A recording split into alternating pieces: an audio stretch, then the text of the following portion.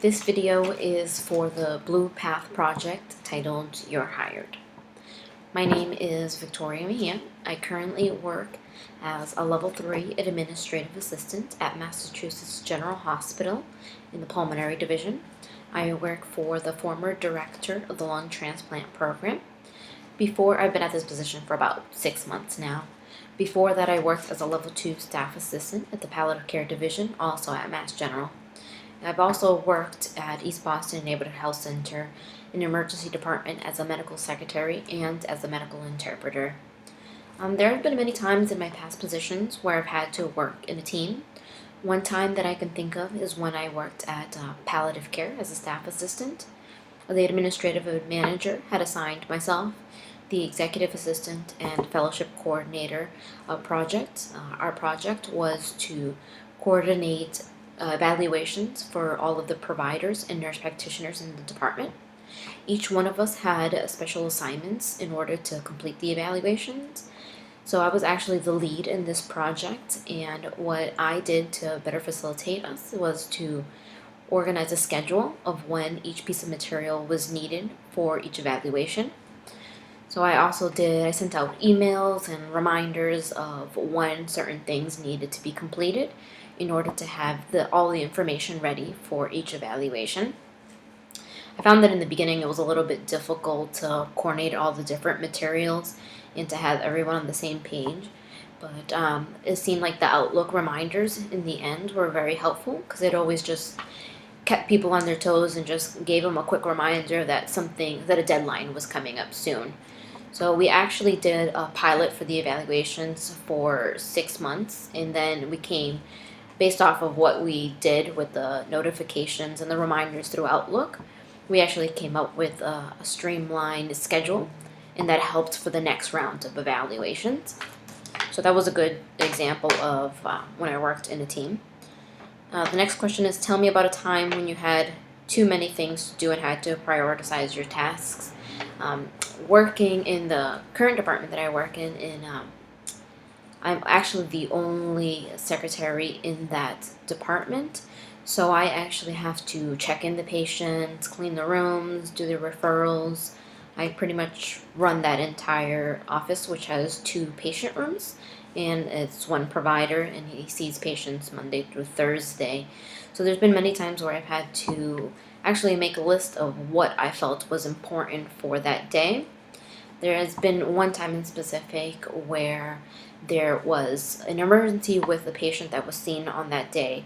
I had a running list of things that I wanted to accomplish that day, but I had to decide what I needed to push to the end of the day because this needed to be done first. In this specific case, this patient had to have a special CAT scan done immediately. It wasn't something that could wait. So I actually had patients in line, I had the phones going. So I actually put everything aside. I checked in the first patient that I had, explained to them that I needed to deal with an emergency, and I got that done first, and then I was able to complete my other work. Tell me about a time when you had to go above and beyond the call of duty, and how did you handle the situation? Once again, in this department that I work in now, I am the only one that works in that department, so it does make it a little bit difficult.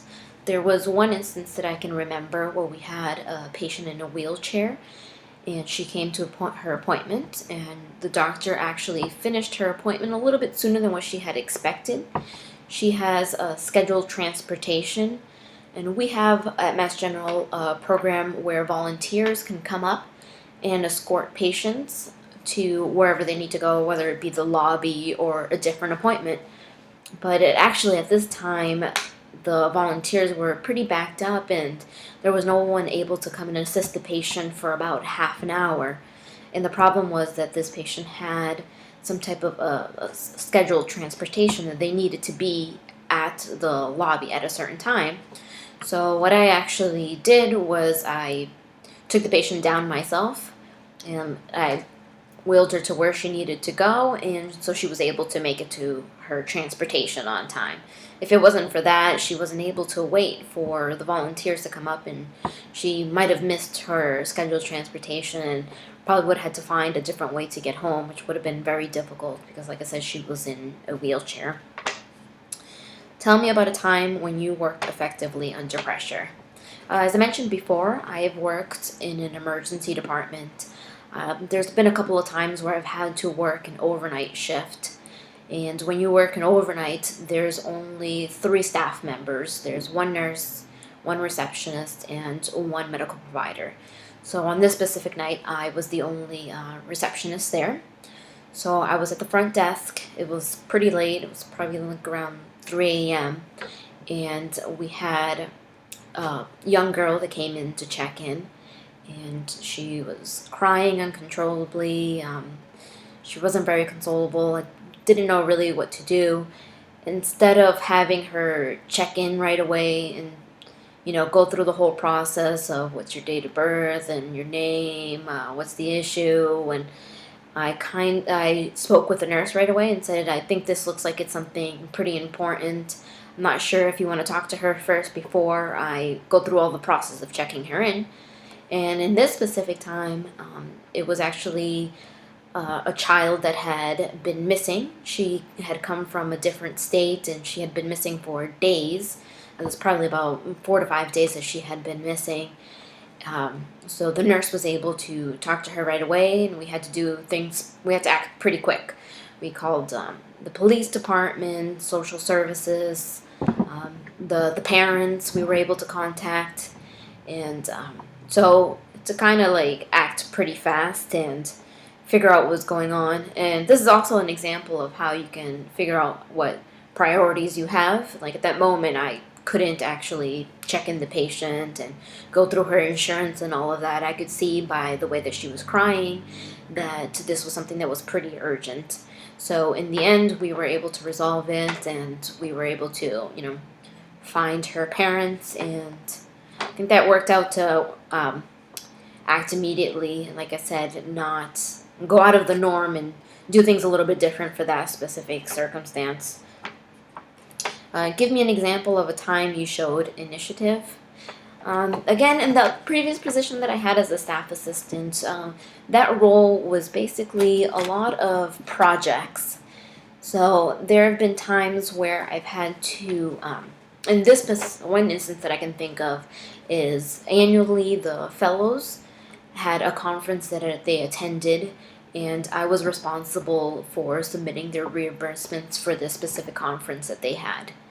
And in order to, make things a little bit easier for myself and the administrative manager, I came up with an Excel template to go along with all of their receipts. And that template just made it easier for everyone to figure out what they were actually submitting. It helped the accounts payable department.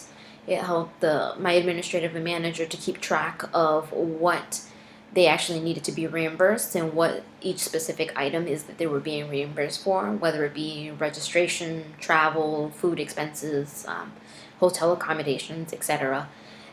So this worked out pretty well, to the fact that the fellowship coordinator, the other executive assistant, ended up using the same template to help them out when they submitted their reimbursements for their providers. And I think that's been really helpful. I've actually even transferred it to the department that I work in now. I don't get the chance to enter reimbursements as much as I used to, but I think it's a template that pretty much is universal and it comes in handy. And it's easier to do that than instead of writing your own list or entering it directly, you just lose track of what you're entering. And it's handy to keep file of and document everything that you've actually entered. So that ended up working pretty well. The last question is there anything else that we need to know about you? Like I said, I've worked in the medical field for quite a bit of time now as a medical secretary and as an administrative assistant. I do want to go back into school specifically for the nursing program. I've recently completed all my prerequisites to enter the nursing program. So I think that just my knowledge in working in the administrative fields, in the medical administrative field, will be helpful for me to further my education in nursing. And hopefully I will be able to continue working in the medical fields, whether it be directly with patients, or again like I did in the past, working in the back end of it, doing data entry and working with reimbursements and management of the department. And that's it.